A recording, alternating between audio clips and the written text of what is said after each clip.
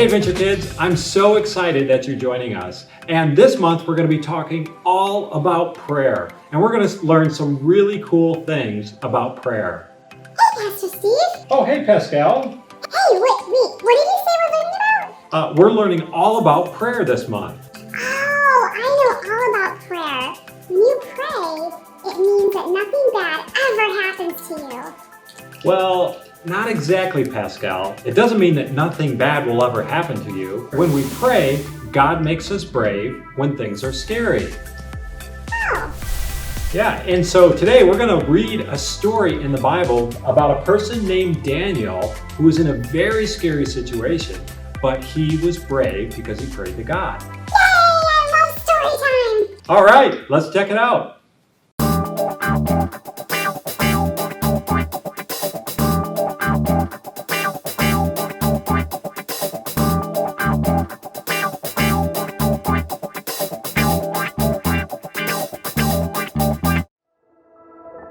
Things were not looking good for God's people.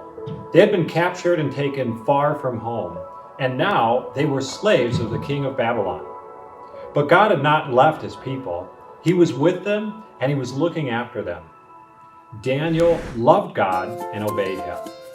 Now, God made Daniel able to understand lots of difficult things, so it wasn't long before the king of Babylon noticed him. King Darius liked how clever Daniel was. So he made Daniel his most important helper of all and put him in charge of lots of other helpers. But the other helpers didn't like this. They wanted the king to like them best. They wanted to get rid of Daniel. So they spied on Daniel. They tried to find things wrong with Daniel, things they could tell the king, but there weren't any. None. They couldn't find anything at all. Except there was just this one thing. Every day, 3 times a day, without fail, no matter what, Daniel went to his room, closed his door, and prayed. They smiled to themselves. Let's get the king to make a law. No one is allowed to pray to anyone except to the king. Daniel won't obey this law, and he will be punished. They were pleased with themselves for being so clever and hurried off to tell the king. The king liked their idea. He didn't know they were tricking him, so he made it into a law. Everyone must pray only to me. If you don't, the lions will have you for their dinner. Daniel heard this. He knew it was wrong to pray to anyone except God. He had to do what God said, whatever it cost him, even if it meant he would die.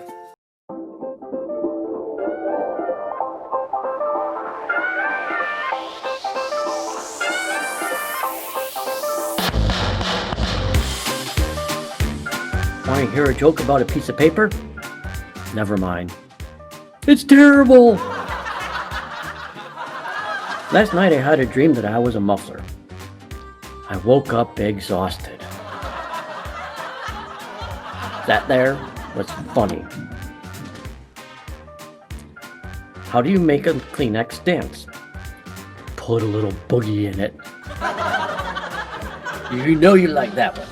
That there, hilarious. And now to leave you with some words of wisdom and things to ponder. Even though Fruit Loops are different colors, they all have the exact same taste. 5/4 of people admit they are bad with fractions. Drinking water through a straw is the opposite of snorkeling. Albert out. Peace.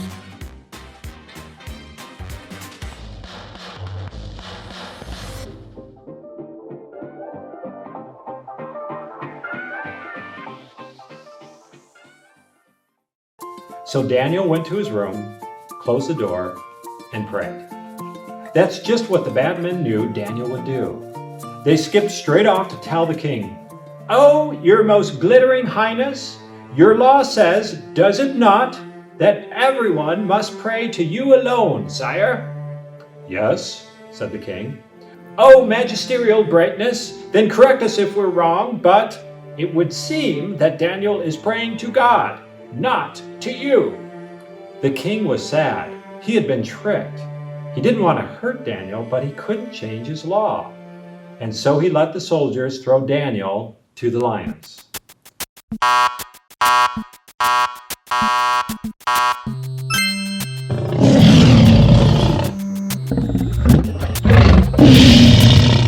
"May your God, who you love so much, rescue you," the king said. The king went back to his palace, but he didn't sleep that night. Not a wink. He tossed and turned until finally, at the first glimmer of dawn, he leaped out of bed and ran straight to the den. "Daniel," he cried, "has your God rescued you?" "Yes," Daniel shouted. "God sent an angel to close the lions' mouths." And there, resting his head on Daniel's lap, was the biggest lion, purring like a little kitten. The king brought Daniel out of the den. "Look," he said, "Daniel doesn't even have a scratch." The king made a new law. Daniel's God is the true God, the God who rescues. Pray to him instead. God would keep on rescuing his people. And the time was coming when God would send another brave hero, like Daniel, who would love God and would do what God said, whatever it cost him, even if it meant he would die. And together, they would pull off the greatest rescue the world has ever known.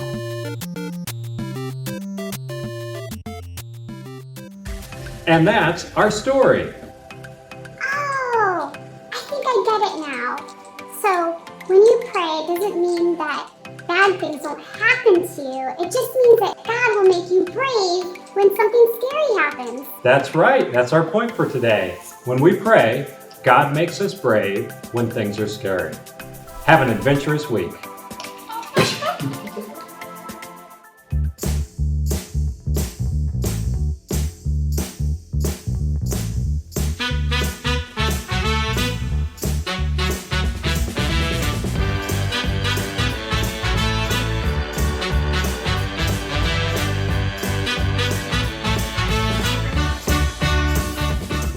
Hey guys, it's Jake, and this is the part of the show where you write your questions and send them to me and I'll answer them. Now for my mailbag.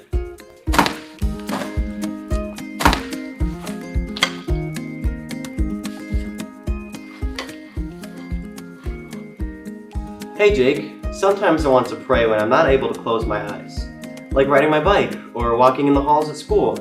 Does God still hear my prayers if I don't close my eyes? And this question's from Avery. Well, Avery, God can still hear your prayers when your eyes are open. Like this. Can you still hear me? Can you still hear me?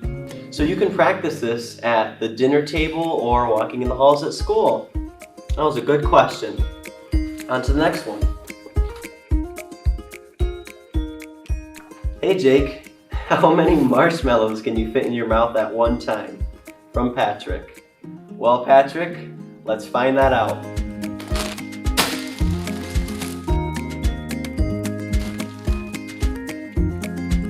One.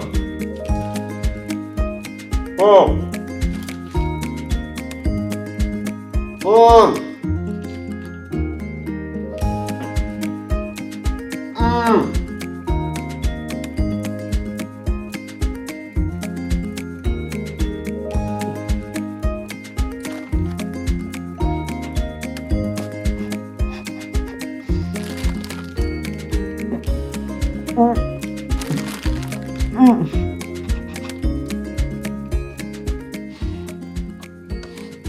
So if you have a question that wants to be answered by me, just go to ourcalvary.org/kids and look for the big envelope, and you can send in your questions there.